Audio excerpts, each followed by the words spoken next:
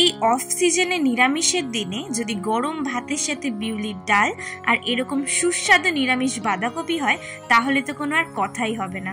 So hey guys, welcome back to Renku's kitchen. চলে এসেছি আরও একটা নতুন রেসিপি নিয়ে। আজকে আমি তোমাদের করে দেখাবো নিরামিষ বাঁধাকপি। তাই প্রথমেই আমি বাঁধাকপিগুলোকে খুব ভালো করে সেদ্ধ করে নেবো, কারণ এটা অফ সিজনের বাঁধাকপি, অনেক রকম ইমপিউরিটিস থাকতেই পারে, আর এটা খাওয়ার সময় তাহলে কচকচ করবে না। তোমরা কিন্তু বাঁধাকপিগুলো সেদ্ধ করার সময় অবশ্যই হলুদ আর লবণ দিয়ে সেদ্ধ করবে। তোমরা চেষ্টা করো বাঁধাকপিগুলোকে একদম কুচি কুচি করে কাটার, তাহলে বাঁধাকপিটা খুব তাড়াতাড়ি সেদ্ধও হয়ে যাবে আর এটা খেতেও খুব ভালো লাগবে। এবার বাঁধাকপিটাকে ঢাকা দিয়ে মিনিমাম 8 থেকে 10 মিনিটের জন্য এটাকে সেদ্ধ করে নেব। 8 থেকে 10 মিনিট পর ঢাকনা খুলে একটু নেড়েচেড়ে বাঁধাকপির থেকে ভালো করে জলটা ঝরিয়ে নেব। বাঁধাকপির থেকে জলটা ভালো করে ঝরানো হয়ে গেলে ওই কড়াইতেই দিয়ে দিচ্ছি সর্ষের তেল। তেলটা গরম হয়ে আসলে আমি এর মধ্যে আগে আলুগুলোকে ভালো করে ভেজে নেব।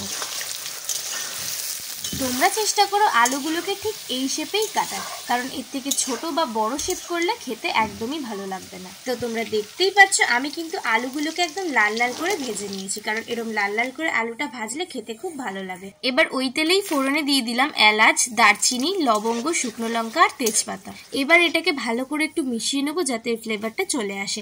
তারপর সব শেষে এর মধ্যে ফোড়নে দিয়ে দেবো জিরে। জিরেটা সবার শেষে ব্যবহার করছি যাতে জিরেটা পুড়ে না যায়। জিরেটা দিয়ে একটু নেড়েছেড়েই এর মধ্যে দিয়ে দেবো আগের থেকে কেটে রাখা টমেটো।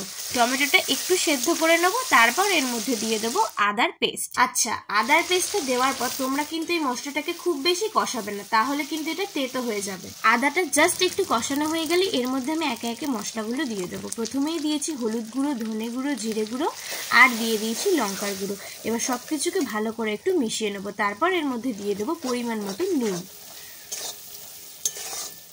সব মশলাগুলো ভালো করে কষানো হয়ে গেলে আমি এর মধ্যে দিয়ে দেবো আগের থেকে সেদ্ধ করে রাখা বাঁধাকপি, দিয়ে মশলার সাথে ভালো করে একটু মিশিয়ে নেব। আচ্ছা, এখানে একটা কথা বলি, আমি কিন্তু তোমাদের আর আলাদা করে সব পরিমাণগুলো বললাম না, কারণ সব পরিমাণগুলো ভিডিওতে আমি লিখেই দিয়েছি, তোমরা একটু কষ্ট করে চেক করে নিও। এদিকে বাঁধাকপিটা ভালো করে মেশানো হয়ে গেলে আমি কিছুক্ষণের জন্য ঢাকা দিয়ে রেখে দিয়েছি। তোমাদের এখানে একটা কথা বলি, আমি কিন্তু কিছুক্ষণ পরপরই ঢাকনা খুলে বাঁধাকপিটা একটু নেড়ে দিয়েছিলাম যাতে নিচ থেকে একটু লেগে না যায়। ফাইনালি বাঁধাকপিটা যখন সেদ্ধ হয়ে যাবে তখন আমি এর মধ্যে দিয়ে দেবো আগের থেকে ভিজিয়ে রাখা কিশমিশ আর আগের থেকে ভেজে রাখা আলু। এই সব কিছুকে ভালো করে একটু মিশিয়ে নেব। তারপর এর মধ্যে দিয়ে দেবো কটা চিড়ে রাখা কাঁচা লঙ্কা আর পরিমাণ মতন চিনি। চিনিটা এখানে ব্যবহার করছি টেস্টটাকে ব্যালেন্স করার জন্য। চিনিটা দিয়ে ভালো করে মিশিয়ে নেওয়ার পর সব শেষে আমি এর মধ্যে দিয়ে দেবো সামান্য পরিমাণে ঘি আর বাড়িতে তৈরি করে রাখা গরম মশলা। দিয়ে সব কিছুকে ভালো করে একবার মিশিয়ে নিলেই কিন্তু নিরামিষ বাঁধাকপি একদম রেডি। আশা করি তোমাদের এই পুরো প্রসেসটা বুঝতে কোনো রকম কোনো অসুবিধা হয়নি।